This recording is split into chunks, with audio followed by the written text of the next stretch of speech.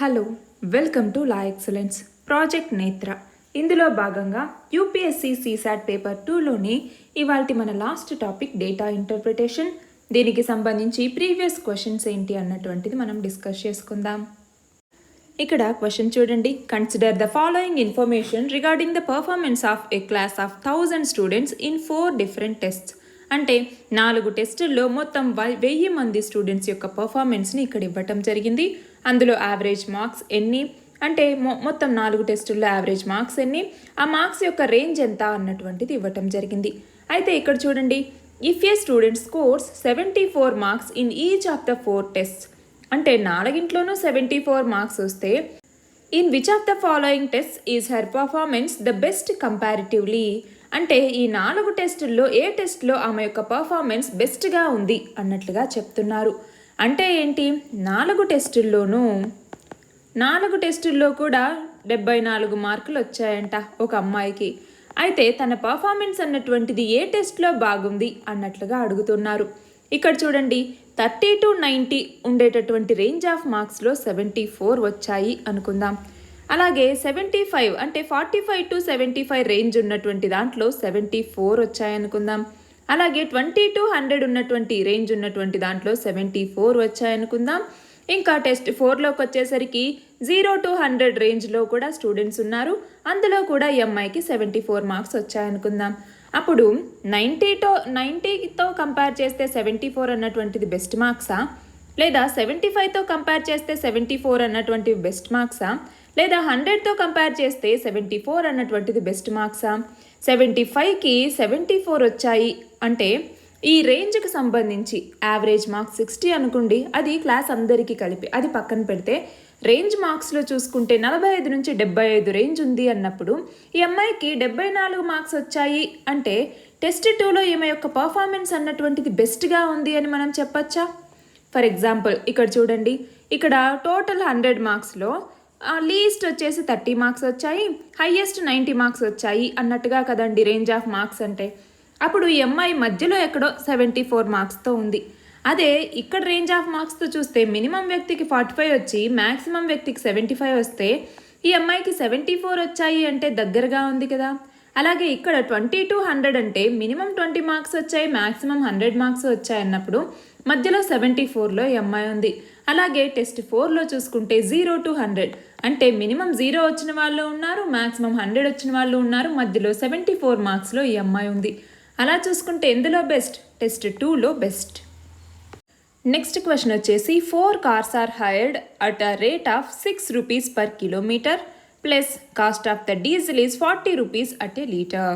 అయితే ఈ కంటెక్స్ట్లో ఇక్కడ టేబుల్ ఇవ్వటం జరిగింది. ABCD అనేసి 4 కార్స్ని ఇచ్చారు. వాటి యొక్క మైలేజ్ మరియు అవర్స్ని ఇవ్వటం జరిగింది. టోటల్ పేమెంట్ ఎంత అన్నటువంటిది ఇవ్వటం జరిగింది. అయితే ఇక్కడ క్వశ్చన్ ఏమని అడిగారు, which car maintained the maximum average speed, అంటే యావరేజ్ స్పీడ్ మెయింటైన్ చేసినటువంటి అంటే మ్యాక్సిమం యావరేజ్ స్పీడ్ మెయింటైన్ చేసినటువంటి కార్ ఏది అన్నట్లుగా అడుగుతున్నారు. ఫర్ ఎగ్జాంపుల్ ఇప్పుడు ఇక్కడ ABCD అనేసి మొత్తం 4 కార్స్ గురించి ఇవ్వటం జరిగింది. అయితే కార్ ఏకి సంబంధించి టోటల్ పేమెంట్ అంటే ఏంటి, ఇక్కడ టోటల్ పేమెంట్ని ఇచ్చారు కదా. అలా చూసుకుంటే ఈ టోటల్ పేమెంట్ అన్నటువంటిది ఎంత అన్నది చూస్తే మనం ఇక్కడ చూడండి, టోటల్ పేమెంట్ ఎంత 2120 అవునా. అయితే ఇక్కడ ఎంత, ఇక్కడ 4 కార్స్ ఏ రేట్తో పర్ కిలోమీటర్కి 6 అంట. అంటే ఎన్ని కిలోమీటర్స్ వెళ్ళారు అని ఎలా తెలుస్తుంది? ఫర్ ఎగ్జాంపుల్ X అనుకుందాం. అలాగే 6 రూపీస్తో వెళ్తారు, మరి పెట్రోల్ కాస్ట్ ఎంత? 40 రూపీస్ అవునా. ఎన్ని కిలోమీటర్లకి అది తెలియదు, ఇక్కడ ఇంటూ అండి 40 ఇంటూ X అంటే ఎన్ని కిలోమీటర్లకి తెలియదు. కాకపోతే మైలేజ్ ఎన్ని కిలోమీటర్స్కి, ఏకి సంబంధించి 8 ఇచ్చారు, సో 8 అవునా. అంటే ఇక్కడ ఎంత అవుతుంది, 2120 is equal to 6x plus 5x అంటే 11x ఈజ్ ఈక్వల్ టు 2120 అవుతుంది. అప్పుడు x is equal to 2120 by 11 అవునా. అప్పుడు స్పీడ్ యావరేజ్ స్పీడ్ ఏమవుతుంది, ఏకి సంబంధించి యావరేజ్ స్పీడ్ అనమాట. యావరేజ్ స్పీడ్ని ఎలా క్యాలిక్యులేట్ చేస్తాము, డిస్టెన్స్ బై టైమేనా. అప్పుడు డిస్టెన్స్ అంటే ఎంత, x ఎంత వాల్యూ, ఈ టోటల్ డిస్టెన్స్ 2120 బై 11 అవునా. టైం ఎంత 20 అవర్స్. అవునా, ఇక్కడ ఇవ్వటం జరిగింది 20 అవర్స్ అనేసి. దీన్ని క్యాలిక్యులేట్ చేస్తే ఎంత వస్తుంది? 9.6 సంథింగ్ వస్తుంది, 63 ఎక్సెట్రా. ఇది ఏ యొక్క యావరేజ్ స్పీడ్ అనమాట. ఇప్పుడు కార్ బికి సంబంధించి టోటల్ ఈ డిస్టెన్స్ ఎంత ఉంది అన్నట్టుగా ఎలా క్యాలిక్యులేట్ చేస్తాము? ఈ టోటల్ పేమెంట్ ఎంత? 1950. అవునా, బికి సంబంధించి ఈజ్ ఈక్వల్ టు 6x. అవునా, ఎందుకంటే 6 రూపీస్ పర్ కిలోమీటర్ కాబట్టి, ప్లస్ 40 ఇంటూ x/10.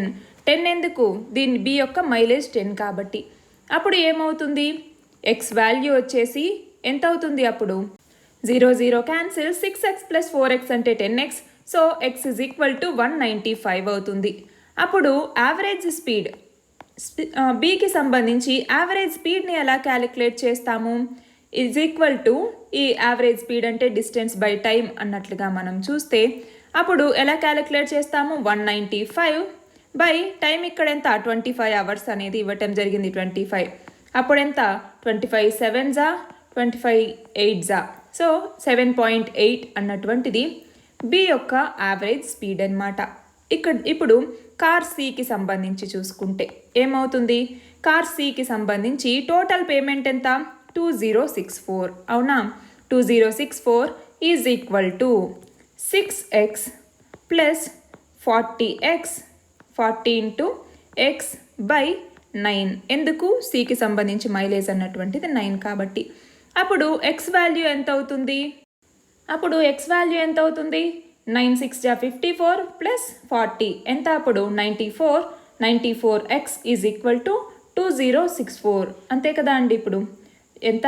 ఇప్పుడు 2064 is equal to 54 plus 40x/9. అవునా, అప్పుడు ఏమవుతుంది? ఎక్స్ వాల్యూ అన్నటువంటిది 2064 ఇంటూ 9/94 అవుతుంది. అవునా, అప్పుడు 2తో దీన్ని క్యాలిక్యులేట్ చేస్తే ఏమవుతుంది? X is equal to 1032 into 9/47. ఇప్పుడు కార్ సికి సంబంధించి యావరేజ్ స్పీడ్ని ఎలా క్యాలిక్యులేట్ చేస్తాము? Average speed is equal to 9 into 1032/47 into 24. 24 ఏంటి? సి ప్రయాణం చేసినటువంటి అవర్స్ అనమాట. దీన్ని క్యాలిక్యులేట్ చేస్తే ఎంత వస్తుంది? 8.23 సంథింగ్ వస్తుందన్నమాట. ఇది సికి సంబంధించి యావరేజ్ స్పీడ్ అన్నటువంటిది. ఇంకా డీకి సంబంధించి ఎలా క్యాలిక్యులేట్ చేస్తాము? టోటల్ పేమెంట్ ఏదైతే డీకి సంబంధించి టోటల్ పేమెంట్ అన్నటువంటిది ఎంత ఇచ్చారు? 1812. అవునా, ఈజ్ ఈక్వల్ టు ఏమవుతుంది?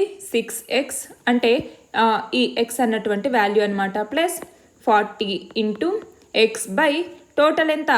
11 మైలేజ్ అన్నటువంటిది. అప్పుడు ఏమవుతుంది? 1812 is equal to 66x plus 40x/11. అప్పుడు ఏమవుతుంది? 1812 ఈజ్ ఈక్వల్ టు ఎంత? 106x/11 అన్నటువంటిది అవుతుంది. దీన్ని క్యాలిక్యులేట్ చేస్తే ఏమవుతుంది? 2తో చూసుకుంటే ఇక్కడ 53, ఇక్కడ ఏమవుతుంది? 906 వస్తుంది. అప్పుడు x is equal to 906 into 11/53 అన్నటువంటిది ఈ ఎక్స్ వాల్యూ అవుతుంది. సో యావరేజ్ స్పీడ్ అన్నటువంటిది డీకి సంబంధించి ఏమవుతుంది? అప్పుడు 906 ఇంటూ 11/53 ఇంటూ 22. 22 ఎందుకని? దీని యొక్క టోటల్ జర్నీ అవర్స్ అనమాట. సో 1s 2s, ఇంకా ఎలా పోతుంది? 2తో 403. సో 403/53.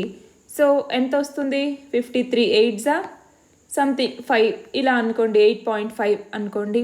సో అన్ని స్పీడ్స్లో చూసుకుంటే ఏకి వచ్చేసరికి 9.63, బీకి వచ్చేసరికి 7.8, సికి వచ్చేసరికి 8.23, ఇంకా డీకి వచ్చేసరికి 8.5. సో వీటన్నింటిలో మ్యాక్సిమం యావరేజ్ స్పీడ్ మెయింటైన్ చేసినటువంటిది ఏంటి?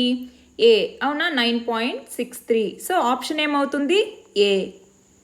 మన నెక్స్ట్ క్వశ్చన్ వచ్చేసి దీన్ని ప్రాఫిట్ అండ్ లాస్ టాపిక్లో కూడా మనం చదువుకున్నాము.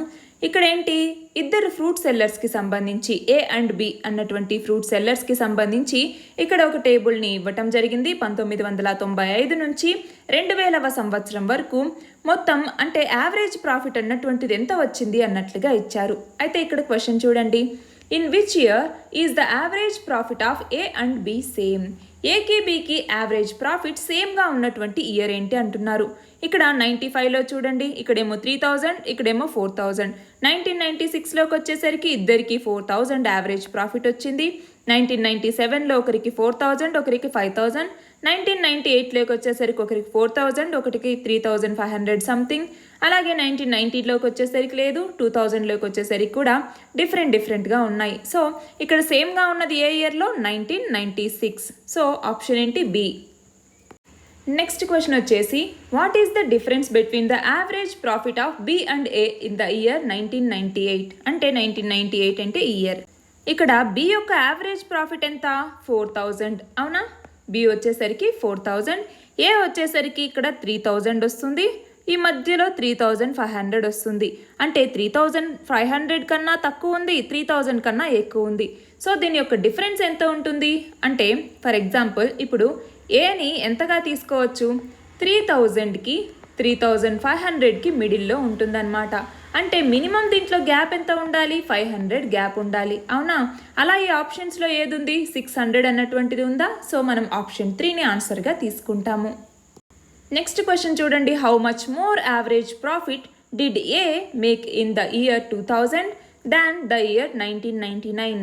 1999లోకి వచ్చేసరికి ఏ యొక్క యావరేజ్ ప్రాఫిట్ ఎంత? 4000. అవునా? 4000 అన్నటువంటిది యావరేజ్ ప్రాఫిట్. అలాగే 2000లోకి వచ్చేసరికి యావరేజ్ ప్రాఫిట్ ఎంత? ఏకి 6000. అవునా? సో 6000 మైనస్ 4000 ఇదే దీని యొక్క ఆన్సర్ అవుతుంది. అప్పుడు ఆన్సర్ ఎంత? 2000 అన్నటువంటిది. సో ఆప్షన్ డి అన్నటువంటిది కరెక్ట్. నెక్స్ట్ క్వశ్చన్ చూడండి, what is the trend of average profit of B from the year 1997 to the year 2000? అంటే 1997 నుంచి కూడా బి యొక్క ట్రెండ్ అనేది ఎలా ఉంది అన్నట్లుగా అంటున్నారు. సో ఆప్షన్ 1 చూడండి, నాన్ ఇంక్రీజింగ్. ఇక్కడ ఇంక్రీజ్ అవుతోంది కదా, మనకు కనపడుతుంది. సో ఆప్షన్ ఏ అన్నటువంటిది తప్పు. బి వచ్చేసి నాన్ డిక్రీజింగ్, అంటే డిక్రీజ్ అవ్వట్లేదు, కానీ ఇక్కడ స్టడీగా కూడా ఉంది కదా, స్టడీగా కూడా. సో ఆప్షన్ బి అన్నటువంటిది కూడా తప్పు. సో ఆప్షన్ సి చూడండి, స్టడీగా ఉంది అంటున్నారు. స్టడీగా ఉందా? ఇక్కడ ఇంక్రీజ్ కూడా అవుతోంది కదా. సో ఆప్షన్ సి కూడా తప్పు.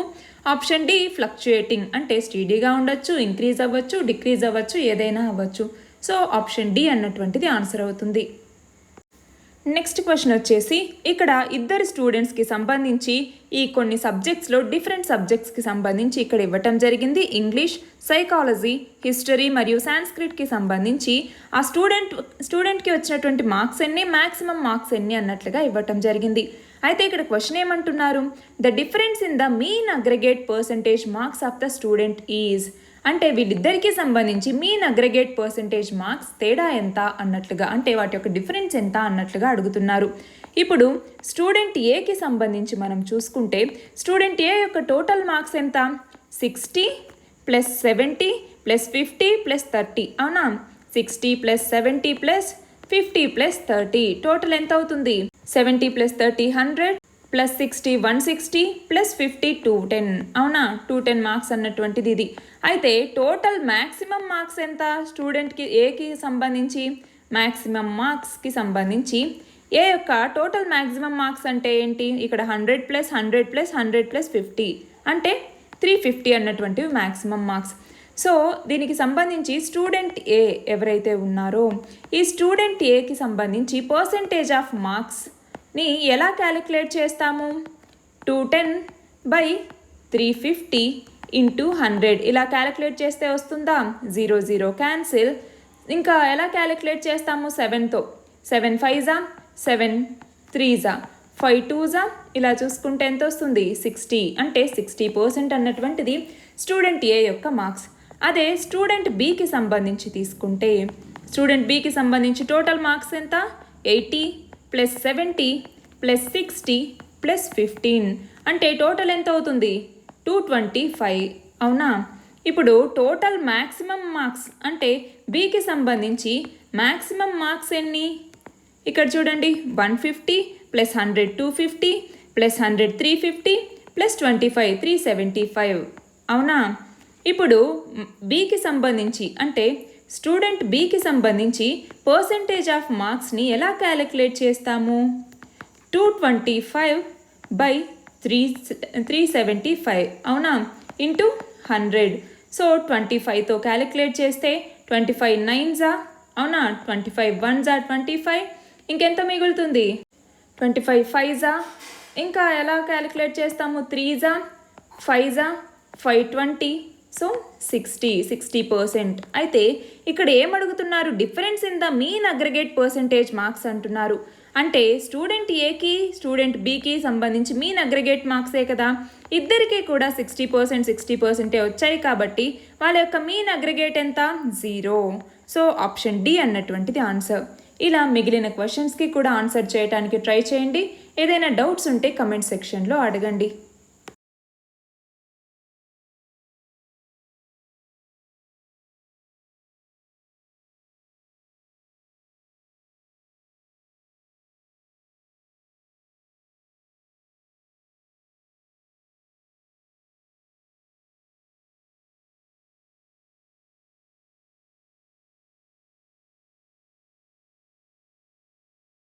All the very best and thank you very much.